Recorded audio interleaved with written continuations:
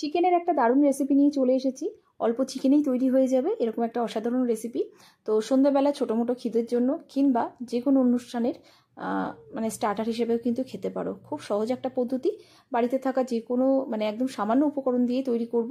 তো এখানে আমি চিকেন নিয়ে নিয়েছি, এখানে বোনলেস নিয়েছি। তো কয়েকটা মশলা দিয়ে আমি এটা ম্যারিনেট করব। তো তার জন্য প্রথমেই নুন দিয়েছি, কাশ্মীরি লাল লঙ্কা গুঁড়ো, আদা রসুন বাটা, আর দিয়েছি তার সাথে পাতিলেবুর রস। তো চিকেনটাকে দেখো এই সব কিছুর সাথে ভালো করে মিশিয়ে নেব। মিশিয়ে নেওয়ার পরে কিন্তু আমি 10 থেকে 15 মিনিট এটাকে রেখে দেবো মেখে। তারপরে কিন্তু আমি আরেকটা ব্যাটার বানাবো। তো ব্যাটার বানানোর জন্য এখানে আরেকটা জায়গা নিয়েছি, এর মধ্যে দিয়ে দিলাম কর্নফ্লোর, তার সাথে দিয়ে দেবো একটু ময়দা।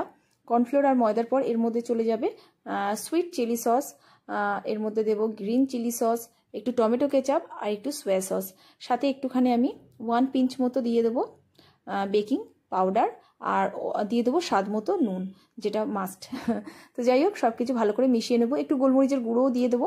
দেওয়ার পর ভালো করে সব কিছু মিশিয়ে নিয়ে অল্প অল্প জল দিয়ে কিন্তু আমি এটাকে একটা ব্যাটার বানাবো। খুব বেশি গাঢ় মানে খুব বেশি পাতলা হবে না, মানে একটু গাঢ় ব্যাটারই হবে বলা যেতে পারে। তো আর এটার মধ্যে একটুখানি ফুড কালার দিয়ে দেবো যাতে কালারটা একটু ভালো আসে, তবে সেটা অবশ্যই অপশনাল। চাইলে কাশ্মীরি লাল লঙ্কা গুঁড়ো দিয়ে কালারটা আনতে পারো, তবে সেটা তোমাদের চয়েস।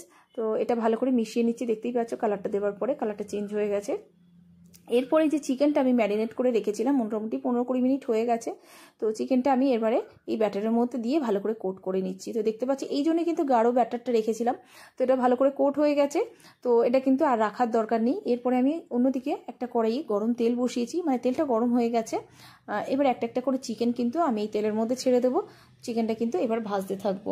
তো কিছুই না, মিডিয়াম ফ্লেমে গ্যাসটা দিয়ে রেখে একটু অপেক্ষা করব যাতে একটা সাইড আমার ভাজা হয়ে যায়। তো একটা সাইড ভাজা হয়ে গেলে উল্টে দিয়ে আরও একটা সাইড ভেজে নেব। খুব বেশি গ্যাস জোরে দিলে হবে না, তাহলে কি বলো তো ওপরটা পুড়ে যাবে, ভেতরটা কাঁচা থেকে যাবে। তো এইভাবে কিন্তু মিডিয়াম টু লো ফ্লেমে আমি পুরো চিকেনটা ভেজে নেব। তো একবারে ভাজা সম্ভব না, আমি ব্যাচে ব্যাচে ভেজে নেব। তো সেটা তোমাদের দেখাচ্ছি না। তো লাল লাল হয়ে গেছে, কালারটা খুব সুন্দর একটা এসেছে। তো এরপরে আমি চিকেনটা দেখো তুলে রাখছি। রান্নাটা কিন্তু একদম শেষ পর্যায়ে চলে এসেছে। তো এই অবস্থাতেও খেতে পারো, দারুণ লাগে খেতে, গরম গরম অবশ্যই।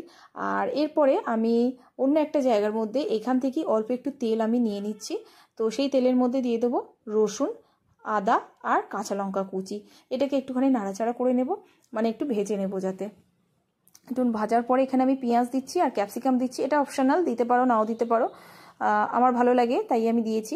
সাথে একটু নুন দিয়েছি যাতে একটু তাড়াতাড়ি নরম হয়ে আসে। আর এরপরেই কিন্তু ওই ভাজা চিকেনটা আমি এটার মধ্যে অ্যাড করে দেব। তো এরপরে এটাকে ভালো করে মিশিয়ে নিচ্ছি। তো এখানে চাইলে তোমরা কারি পাতা দিতে পারো যদি ফ্লেভার ভালো লাগে। তো মিশিয়ে নিলে কিন্তু তৈরি হয়ে যাবে আমাদের চিকেন 65। কেমন লাগলো জানাতে ভুলো না।